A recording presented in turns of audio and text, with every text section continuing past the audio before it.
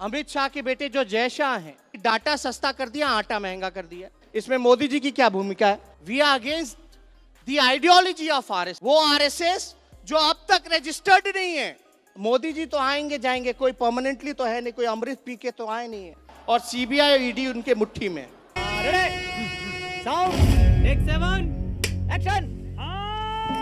Tejaswi Yadav is a breed of a young generation who wants to challenge the Prime Minister of this country, right? So let's hear him out. Let's try and understand what he has on his mind, and then maybe we can judge him. Modi ji को मैं सिर्फ अकेला challenge नहीं कर रहा। मोदी जी ने जिन जिन युवाओं को धोखा देने का काम किया, वो सारे युवा मोदी जी को चैलेंज करना चाह रहे हैं। अब तो मोदी जी कहते हैं कि पकौड़ा बेचो, हम तो कहते हैं कि पकौड़ा भी बेचने के लिए तैयार है, लेकिन 15 लाख में से कुछ तो आप बोनी करा दो, 1-2 लाख का, ताकि ठेला लगा लें। और लेकिन सवाल खड़ा होता कि हर साल 2 करोड़ लोगों को मोदी जी बोलेंगे पकौड़ा बेचने को, तो पकौड़ा खाएगा कौन? हर घर में पकौड़ा बेचने वाले मिलेंगे। और मोदी जी ने तो ऐसा सपना नौजवानों को दिखाने का काम किया था कि नौजवानों को हकीकत में लगने लगा था। एंटरप्रेन्योर बनाने की बात थी। क्या हुआ आप बताओ? जिनको रोजगार था वो भी छीन लिया गया। डीमोनेटाइजेशन हुआ, लेकिन डीमोनेटाइजेशन के जो फायदे जब हम पूछ रहे हैं मोदी जी से कि आतंकवादी घटनाएं कम हुई कि नहीं हुई, पत्थरबाजी कश्मीर में कम हुआ कि नहीं हुआ, भ्रष्टाचार कम हुआ कि नहीं हुआ, खत्म हुआ कि नहीं हुआ, लेकिन हमारे चौकीदार जो हैं नीरव मोदी भाग जाते हैं, विजय माल्या भाग जाते हैं। इसमें प्रधानमंत्री क्यों खामोश है? अमित शाह के बेटे जो जय शाह हैं, उन पे भ्रष्टाचार के आरोप लगे, लेकिन उनकी जांच नहीं हो सकती क्योंकि वो अमित शाह के बेटे हैं। जांच होगी तो ऑपोजिशन लीडर्स की जांच होगी। लेकिन आप देखिए, जो चौकीदारी का जो वादा उन्होंने किया था कि देश के खजाने की चौकीदारी करेंगे, आज देश का पैसा बाहर जा रहा है। जो बैंक्स हैं वो कंगाल हो गए हैं। आज क्या स्थिति बनी? एक ही काम किया कि नामकरण करते जा रहे हैं, शहरों का नाम बदल दे रहे हैं, रेलवे स्टेशनों का नाम बदलने का काम कर रहे हैं, और दूसरा ये किया है कि डाटा सस्ता कर दिया, आटा महंगा कर दिया। अब गरीब आदमी आटा खाएगा कि डाटा लेगा?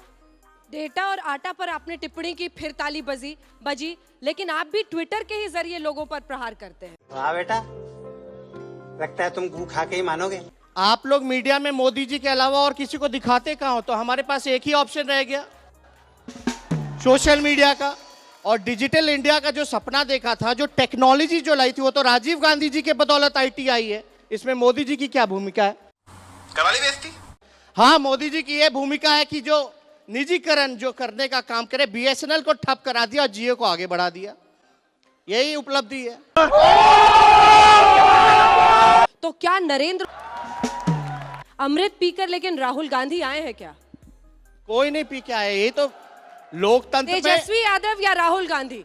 यहाँ पर लोगों से पूछें एक बार। आप लड़ाई मत लड़वाइए, कोई फायदा नहीं होने वाला। आप राहुल गांधी की बात करें, मीडिया तो हाथ धो के मेरे और मेरे भाई से ही लड़वाना चाहता है, घर को तोड़ना चाहता है। ये स्थिति है, तो उस पे हम लोग लड़ने झगड़ने वाले लोग नहीं है। वैसे घर की क्या स्थिति है? घर की स्थिति बहुत अच्छी है, लेकिन हमारे देश की स्थिति नहीं। हमें अपना ध्यान अपने घर पे नहीं, देश के लोगों की है। देश की स्थिति सुधरनी चाहिए, ना कि मेरे घर की। एक बार यही बात तो मैं आपको कह रहा हूं अंजना जी। कभी मोदी जी को बुलाइए, अमित शाह जी को बुलाइए, पूछिए देश की स्थिति कहां है, इकोनॉमी क्यों डाउन हो गया, जीडीपी क्यों डाउन हो गया, महंगाई क्यों हो गई, नौजवानों की रोजगार को क्यों छीना जा रहा है, नए अपॉर्चुनिटीज लोगों को क्यों नहीं मिल रहे हैं, जो छोटे मोटे जो बिजनेसमैन थे उनके दुकान को क्यों बंद कर दिया गया, ये प्राइवेटाइजेशन क्यों किया जा रहा है। भैया मुंह निकल जाएगा हमारा ऐसा करेंगे तो। यहाँ काफी लोग यूनिवर्सिटीज में आए होंगे। जिस प्रकार से जितने यूनिवर्सिटी, चाहे जेएनयू हो या डीयू हो या अन्य संस्थानों की बात अगर करें, तो वहां भी आरएसएस जैसे वाइस चांसलर को बैठा दिया गया।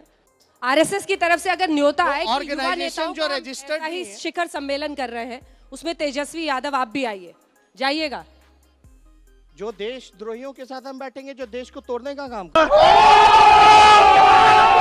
असहिष्णु तो नहीं हो रहे आप? एकदम नहीं हो रहे, एकदम नहीं। वही तो आप देखिए ना कि अनरजिस्टर्ड है वो तो आरएसएस। क्यों है? रजिस्ट्रेशन क्यों नहीं करा रही है? अच्छा, आप जरा लालू प्रसाद यादव जी पर आते हैं।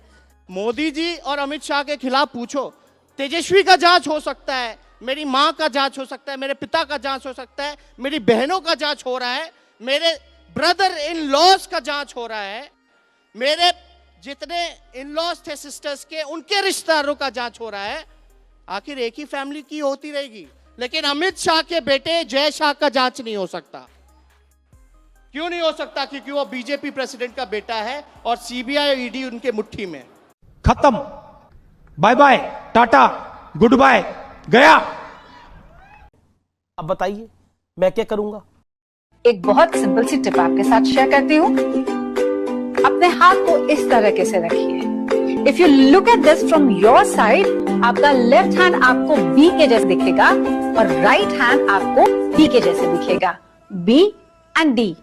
बी फॉर थोड़ी मदद रखिए। वे मैथों तेरा मन परया।